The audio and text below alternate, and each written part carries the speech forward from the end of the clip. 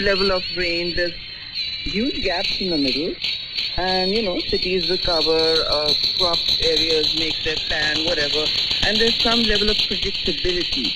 This has not, this has completely upset all sort of weather models and, cropping and planning models here, because the rain just came down in buckets. It came down in, for instance, the province of Sindh, which is the most inundated, at 700%, 7% more. It was 700% more than the 100% we averaged on 30 years. But now they're telling me it's likely the most we've ever seen.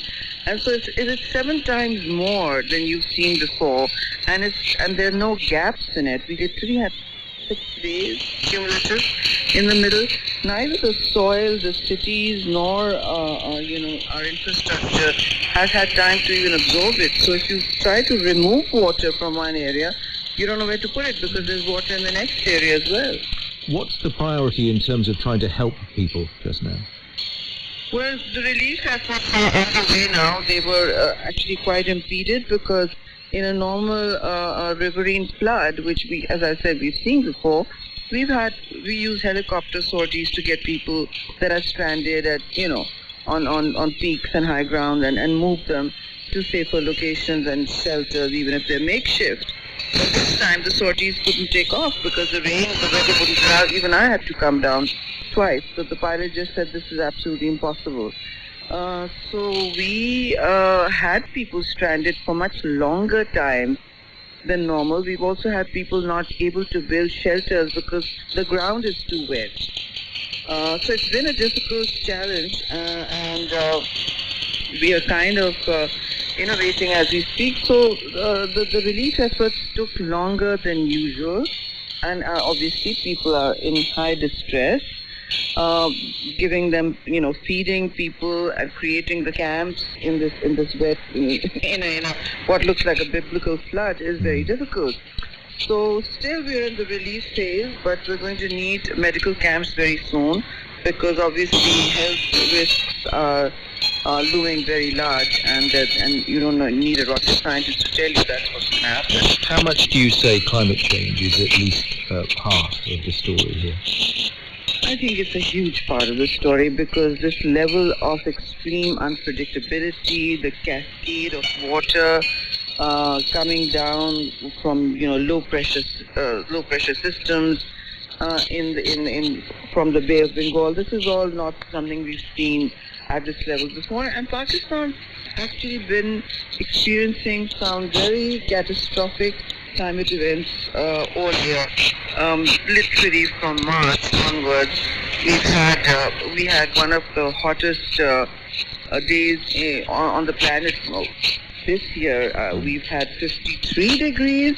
We crossed 53 degrees. Last year it was the same. We were the hottest cities in the planet. We hosted them. And so that after the heat wave, surviving those, we then had forest fires in all the areas that have high forest cover, obviously, and that sapped a lot of energies. And before that ended, we have this now. We have glacial lake outburst floods as well, because the glaciers are melting, and we have the highest number of glaciers outside the polar region. Well, listen, I wish you well. I'm very grateful to you for coming on the programme. Not at all. Cheaptoyman, who's Pakistan's climate minister. Rachel Cutt, you were listening to that, I don't doubt. That word unprecedented keeps coming up in this context at the moment, doesn't it?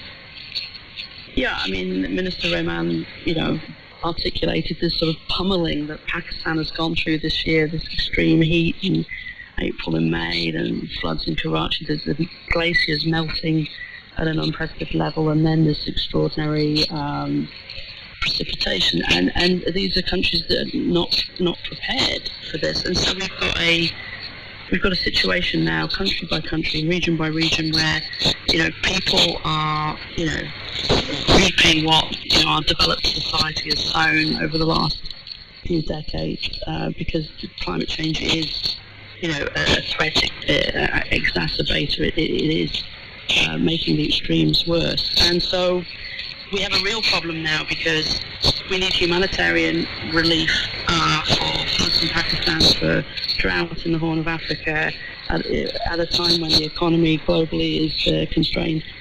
But more than that, we actually have to start investing in the underlying resilience that countries need. And up to now, we have not really been able to muster at the international level around the idea that an ounce of prevention is going to be a lot cheaper and a lot better off for people than the relief. Resilience is cheaper than relief in the long run. But why does that message not get through, do you say? Well, I think that in climate negotiation, climate diplomacy, in the climate world, we talk about adaptation, right? And adaptation, I think for the longest period, the developed world didn't think that adaptation was what they had to do right now. That was something that somebody else was going to have to do in another part of the world. It was in the future. It was a long way away. It was distant. And so it was more difficult to get people to focus on the needs of adaptation, even though small island states and countries like Pakistan and Bangladesh and others have been screaming that this had to be a priority. And it's inched up the priority, but it hasn't really got there. So this year in November, this will be a big feature of the climate negotiations in Egypt. In Egypt, yeah.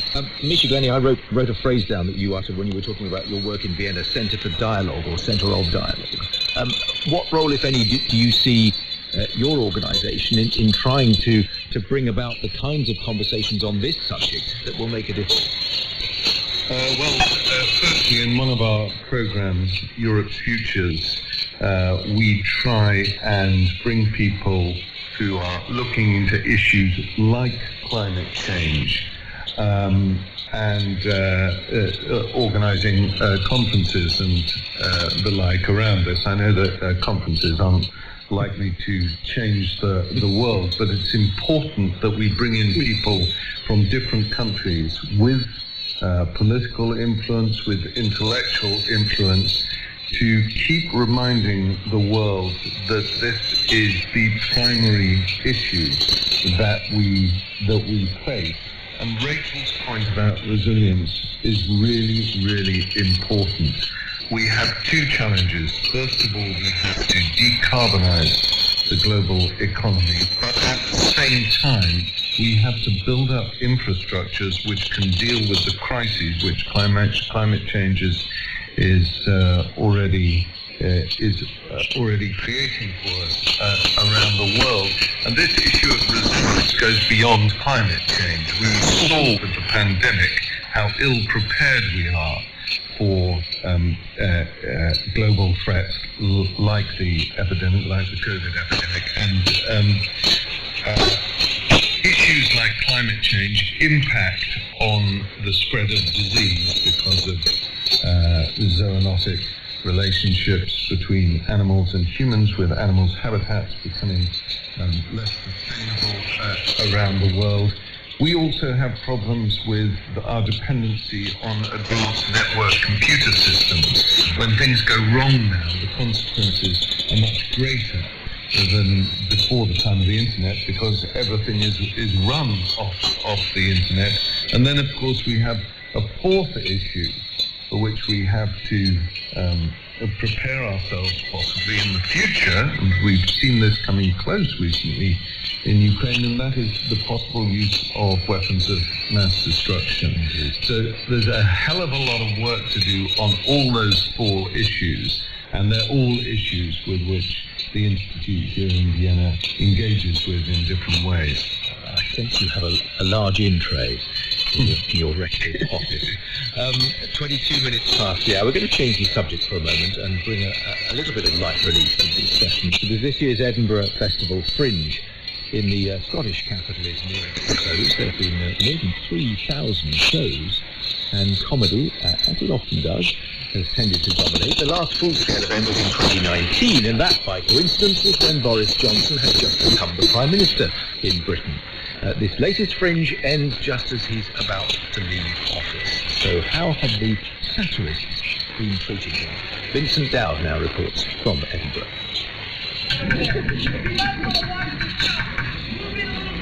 In the Scottish capital, after two hugely difficult years because of COVID, the audience for comedy and felt return. Writer-impressionist Matt Ford borrowed the title and theme music for his politics-focused stand-up from Jerry Rafferty.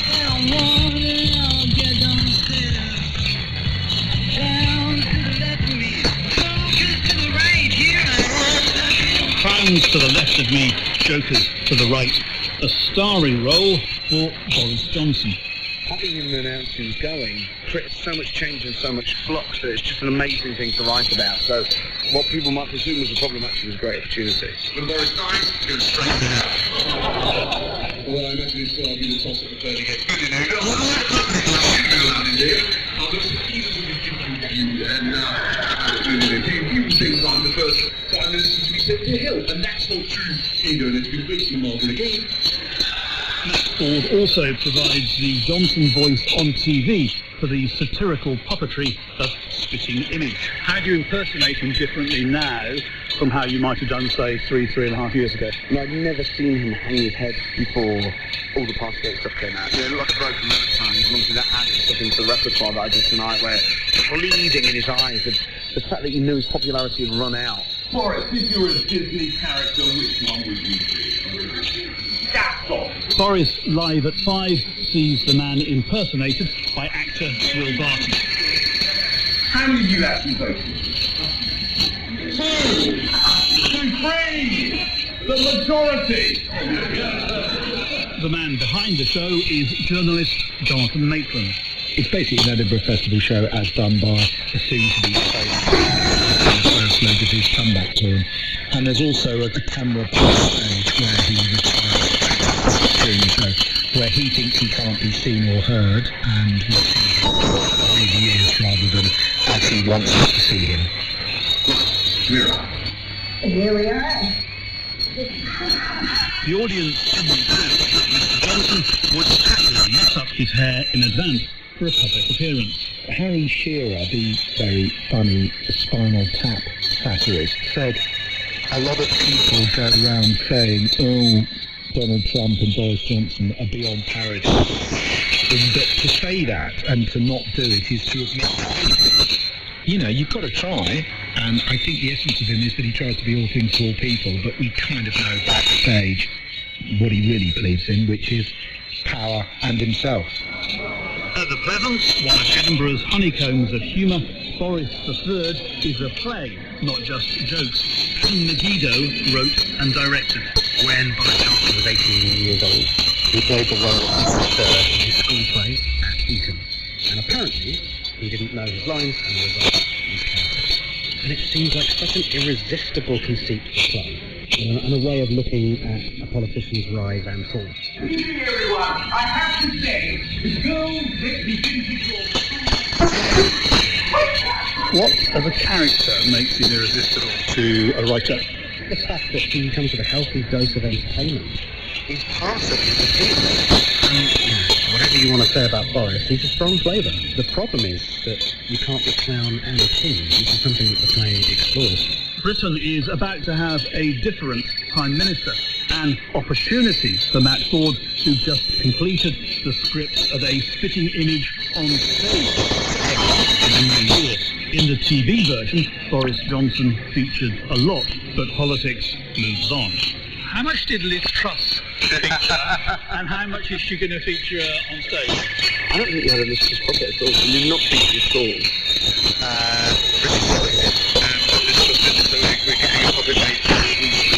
She will feature in the live show.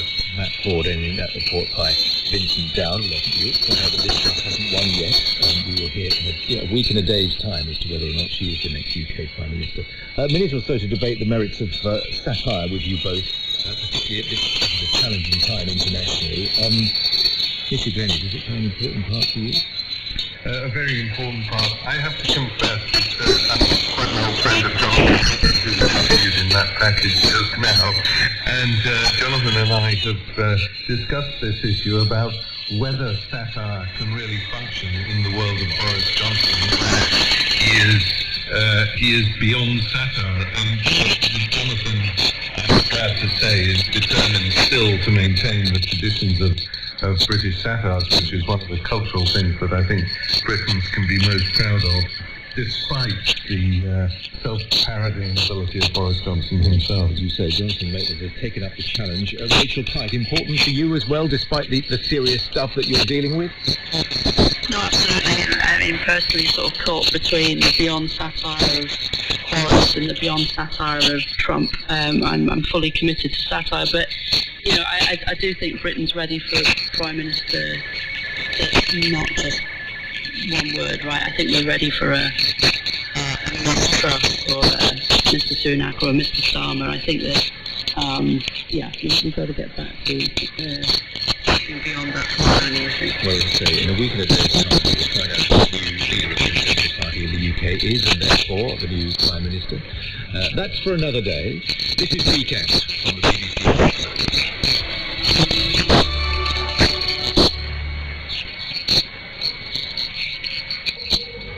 Thank you for being with us. In an hour, the food chain here's the highs and lows of family romance.